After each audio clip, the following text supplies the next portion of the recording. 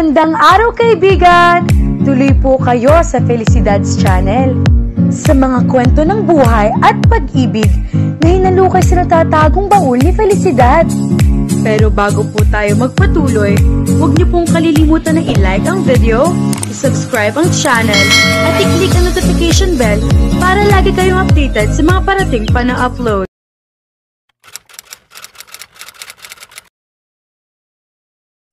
Dahil malapit na kaibigan ay napagpasyahang dumamay ni Alaric at ng ilan pa mga kaibigan nito para kay Easton.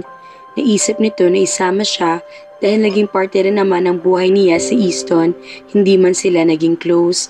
Pero dahil ilang araw na siyang nawala sa bahay, hindi ay nalang niya itinuloy. Marami na siyang naiwang trabaho.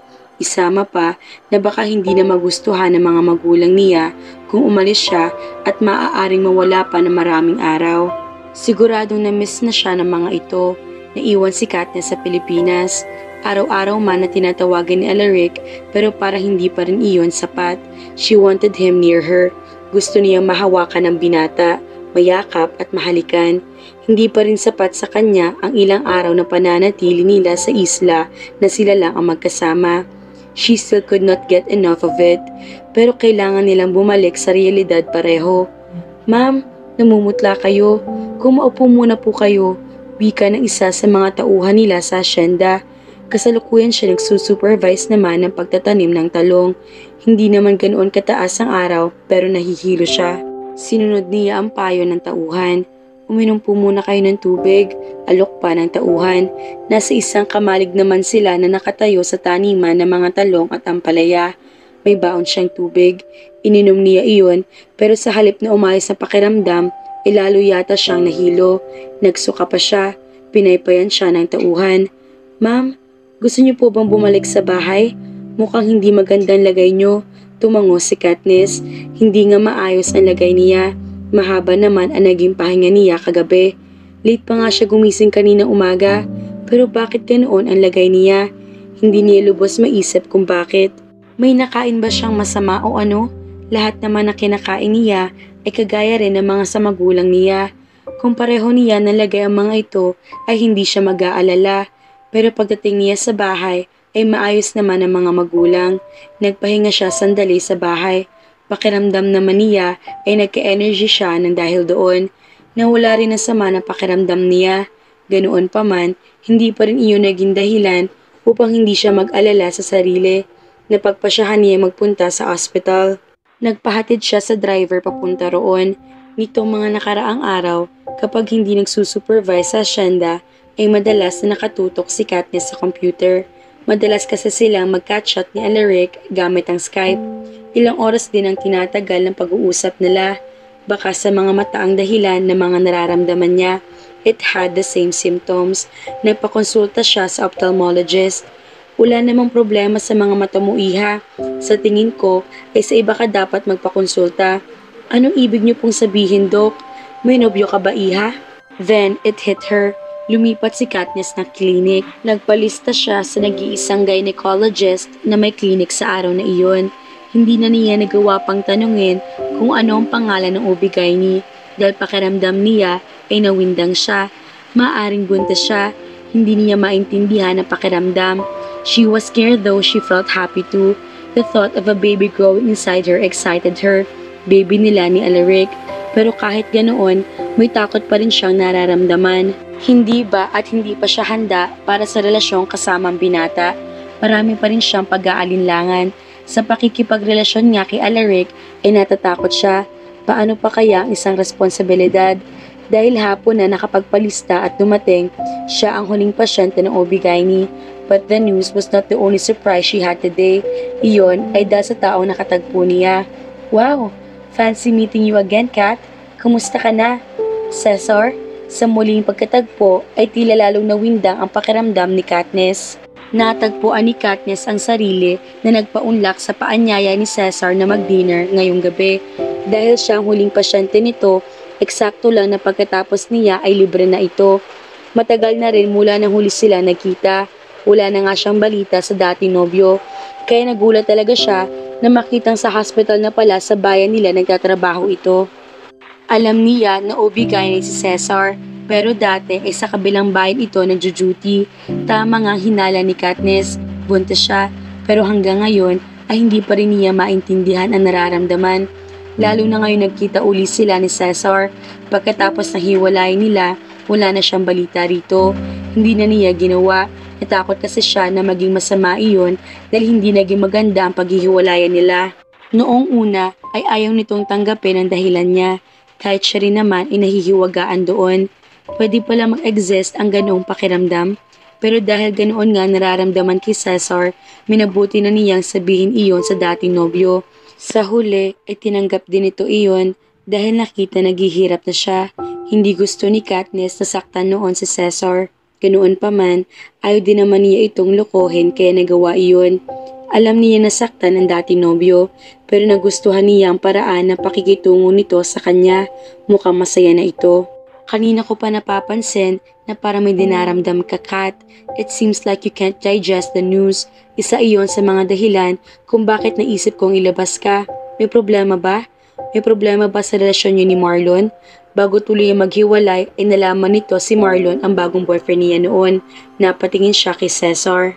Wala na kami, Cesar, at hindi siya ama ng dinadala ko. Tumaas ang sangkilay nito. Kung ganoon, pwede ko bang malaman kung sino? Huminga siya ng malalim. Si Alaric, kumunot ang noo ng dati nobyo. May masama ba roon? For sure, Alaric will take responsibility and I think you are both good for each other. It will be all alright, Kat. Napatingin uli siya kay Cesar. Paano mo nasabi yun? Sinabi mo ba lang yan para gumana pakiramdam ko? Of course not. Sinasabi ko ito base sa obserbasyon ko sa mga tao na naging tayo. Si Katniss naman ang napakunot noo. Ano ibig mong sabihin? Matagal ko nang alam na mahal ka ni Alaric. Ayaw ko lang pansinin dahil mahal din kita. Hindi ako payapa na mawala ka sa akin. Lalo na at alam kong mahal mo rin ako. Pero kahit ganoon, I always feel that there's something missing in our relationship. Parang may mali. Alam ko na hindi sa akin yon. Dahil sigurado ako na mahal kita noon. Ikaw lang ang babae na palapit sa akin. At sa kabila ng pag-iiba natin, hindi iyon naging dahilan para mawala ang pag-ibig ko sa'yo. Pero ikaw, you are distant. Minsan, nararamdaman ko na parang hindi ka pa rin komportable sa akin. Kahit na bang tagal na natin magnobyo.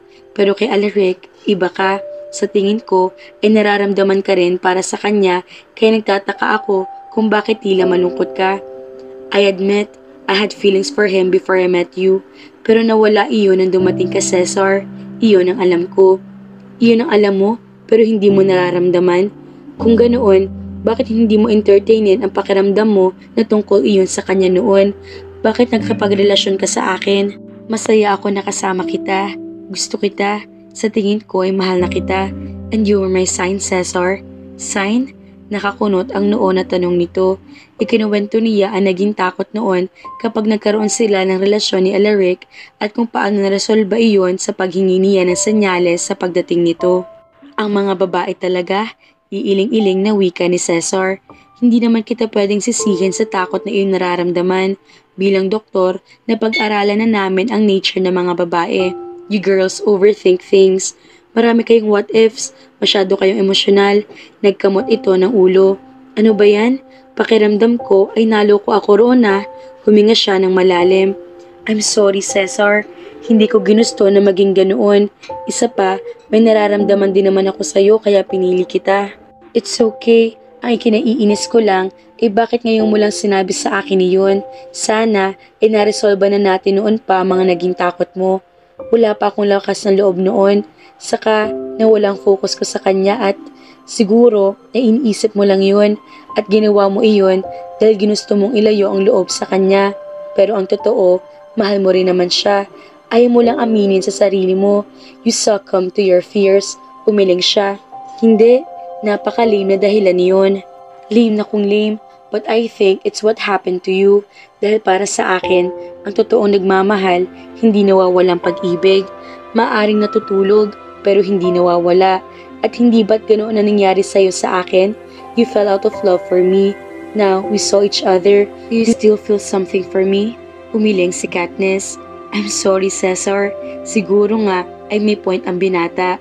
Masyado siya nag-overthink, natakot. Kaya niya naisip na hindi sila pwede ni Alaric noon. It's okay, nakaraan na iyon. May kanya-kanya na tayong buhay ngayon. Siguro, iyan ang dahilan kung bakit hindi tayo nag-work dahil hindi ka talaga para sa akin, maging kayong dalawa ni Marlon. Para kay Alaric, matakot ka man o hindi mo matatakasan niyon. Tumango siya. She was out of that phase. Na-realize niya na hindi naman dapat talaga siya natakot dahil nararamdaman niyang sa piling ni Alaric, hindi naman mangyayari iyon. Mahal na mahal siya nito at nararamdamang hindi siya sasaktan. Well, siguro nga'y ganoon, pero hindi na ako takot ngayon. Wala na akong pakialam kung mag-best friends man kami ni Alaric and we've crossed the line. Ngayon, ano pang problema? Kakahiwalay lang namin ni Marlon. Hindi ko dapat ito ginawa. Masyado pang maaga. Huminga siya ng malalim. Wala pa nga kaming 3 buwan na naghihiwalay. Hindi ko alam kung tama bang lahat ng ito. Ngayon stuck ka naman sa 3-month after breakup rule. Tumango si Katniss. Alam kong hindi ako sumunod doon dati at ayaw kong mangyari ang lahat ng iyon. Dahil doon, naloko na naman ako. Ikinuwento niya ang nangyari sa kanila ni Marlon. Natatakot ako. Baka hindi pa ito ang tamang oras para sa aming dalawa. Ang dami ko pang issues. Wala namang tamang panahon sa love. Basta nangyayari na lamang. Madamdaming wika ni Cesar. Tila may ilaw na nagliwanag sa isip ni Katniss sa sinabi ng dating nobyo. Sabi nila, it's usually best to wait at least a few months into a relationship that you're confident will last. Pero sa lagay ninyo ni Alaric, masyado ninyo na kilala ang isa't isa at ang 3-month rule, ginagamit lang yan para sa healing process kapag nasaktan ka sa relasyon nyo ng dating nobyo mo. At kung sa tingin mo ay masaya ka naman sa piling ni Alaric, hindi mo na kailangan yon. Sa tingin ko nga ay hindi naman talaga iyon ang dahilan kung bakit kayo naghiwalay ni Marlon. Siguro ay hindi lang talaga kayo para sa isa't isa o gago lang talaga siya. Kaya kung ako sa'yo, huwag mong hayaang madala ka ng takot na iyong nakaraan. Cesar, sundin mong sinasabi ng puso mo, hindi ng utak mo, hindi ng mga senyales o kung ano ang tama. Hindi naman utak o ang mga senyales ang may kakayahan na magmahal. It is the heart. Pinakiramdaman ni Katniss ang sarili. Ano nga bang organ na pumipigil sa kanya para mahalin si Alaric? Hindi ba't iyon ang utak niya? At ang puso niya, iyon ang nagsasabi na mahalin niya ang binata. No, mahal na nga niya ito. Mahal niya si Alaric. Pinipigilan nga lang niya iyon dahil sa mga naiisip. Mangiyak-ngiyak siya na may mapagtanto sa sinabi ni Cesar. Tumayo siya at niyakap ito. Thank you, Cesar. You're welcome. Kapag hinintay mo pa ang tamang panahon, baka hindi na iyon dumating. Minsan, kailangan mo rin nagugulin ang mga oras na natitira sa'yo. Sana, napagtanto mo na ngayon. Naiintindihan ko ng lahat ngayon. Mabuti kang tao, Cesar. Ngumiti ito. I know, right? Hindi lang ako naging sapat para sa'yo dahil may iba talaga nakatakda para sa'yo. But anyway, hindi na natin dapat pinag-uusapan iyon. Naka-move on na ako. At ikaw rin, I just hope we're going to be friends from now on. Wala nang gap sa isa't isa dahil lang nasaktan mo ko noon. Hindi na kailangan sabihin iyon ni Cesar. Sa mga sinabi ng dating nobyo, maari pa niyang ituring na matalik itong kaibigan. Nalinawan na kasi ang isip niya. Matagal din sila nagkumustahan at nagkwentuhan nang tumunog ang cellphone ni Katniss. Napakunot ang noo niya nang makita ang numero na nag-register ay ang ginagamit ni Alaric sa Pilipinas. Ibig sabihin ay nandun ang binata. Naramdaman siguro niya ang balita ko. Hindi pa niya nasasabi kay Alaric ang tungkol sa kalagayan dahil mas gusto sana niyang personal na sabihin iyon. Ngayon ay nandito na ito. Masasabi na niya ang lahat, hindi lang ang tungkol sa magiging anak nila. It was also her feelings towards him. No more fear, no more signs, no more rules. I'm home. I wanted to surprise you but I can't take this anymore. I want us to date. I really missed you. Get dressed. Pupuntahan kita dyan sa bahay nyo. Iyon ang nakalagay sa binata. Sa text na excuse niya kay Cesar at tinawagan si Alaric. Sinagot naman agad iyon ng binata. Malapit na ako sa inyo. Ready ka na ba? Wala ako sa bahay, Rick. Sinabi niya kung nasan siya. Dito mo ako sunduin. At bakit ka naman nandyan? Sinong kasama mo? Tumingin siya kay Cesar. Just a friend. I'll wait for you here. Alright, ibinabanan ni Alaric ang cellphone. He's coming. Pagkukwento niya. Really? Ang bilis naman, parang kakakwento mo lang sa akin kanina na nasa ibang bansa siya. Nagkabit balikat lang siya at ngumiti. Nasa nature na yata ni Alaric ang mahilig gumawa ng sorpresa. At bilang babae ay nagustuhan niya iyon. Nasorpresa si Katniss nang wala na yatang 2 minuto pagkatapos sila mag-usap ay nandun ang binata sa lugar. Pero mas nasorpresa siya na makita ang itsura nito. Madilim na madilim ang maamong mukha ni Alaric. "Let's go." Hindi man lang sumagot ang binata sa pagbate ni Cesar. Kinuha na agad nito ang kamay niya at hinila siya palabas ng restaurant. "Rick, ano bang problema? Nag-dinner lang kami ni Cesar at..." Tumigil si Alaric at tumingin kay Katniss na tila nag-aapoy ang mga mata. Bahagya siyang natakot dahilan para mapatigil siya sa pagsasalita. Nang tumigil siya ay ipinagpatuloy nito ang paghila sa kanya. Hindi siya binigyan ng pagkakataon para magsalita. Natakot si Katniss sa naging reaksyon ni Alaric. Bakit ganoon na lang ang reaksyon ng binata? Tila wala itong manners, pero naramdaman niyang kaya lang nito nagawa iyon ay dahil hindi nagustuhan ang nakita. Nang makarating sa sasakyan ay doon niya sinubukang makausap uli si Alaric. Baka nagsiselos lang ito, maliit na problema lang iyon at kayang-kaya niyang ayusin iyon. Hindi niya hahayaan na masira sila dahil lang doon. Dapat ay nagsasaya sila, lalo na ngayong alam niya magkakaanak na sila. Pero bago pa siya magkasalita, ay si Alaric na ang nagsalita. "Bukas na tayo mag-usap. I'm tired." Kumunot ang noo ni Katniss. Kailangan niya magpaliwanag. "Let me explain, Rick. Wala kaming ginagawang masama ni Cesar. We just..." Natigil siya nang itinaas nito ang 2 kamay. "Please." He sounded pissed off. Inintindi na lang niya ito. Hindi biro ang pagod ng binata mula sa biyahe pagkatapos inabigla pa sa sitwasyon. Siguro nga'y tama si Alaric sa gusto nito. Bukas na lang sila mag-uusap. Palilipasin niya muna ang masamang nararamdaman nito. Siniguro din naman ng binata na gagawin nila iyon bukas. Ibinaba siya ni Alaric sa bahay nila pero hindi na pumasok pa, kaya hindi pa rin mapakali si Katniss.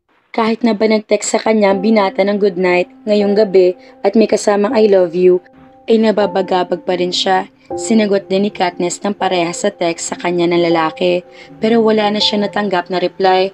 Nag-assume siya na maaring nakatulog na ito. Maaaring mabilis na nakatulog si Alaric dahil sa pagod pero hindi siya. Iniisip pa rin niya ang lalaki. Maliit na misunderstanding lang iyon at dapat inaayos na nila. Umaasa siya na kapag nakakapagpaliwanag na ay magagawa na niya magtapat. Gusto na sana ipaliwanag ni Katniss sa text, kaya lang baka dumating sila sa usapan tungkol sa pagbubuntis niya. Gusto pa rin niyang sabihin iyon ng personal, pero ano ba itong nararamdaman niya? Siguro ay dahil namimiss na niya si Alaric ng husto pero hindi man lang nagawa itong yakapin kanina. May importante rin siyang sasabihin pero hindi niya nagawa. At ngayon, kahit na nag-I love yung binata, pakiramdam niya ay may mali pa rin. Ayaw na niya ng pakiramdam na iyon. Dapat ay maayos na nila ni Alaric ang lahat ng iyon bukas. Kailangan niya magtiwala. Mukhang selos na selos si Alaric, mga kafelisidad. Sana bukas magkabati ng ang mga bida para masabi na ni Katniss sa binata na magkakaanak na sila. Excited na ako sa kasalang magaganap. Kaya naman, abangan!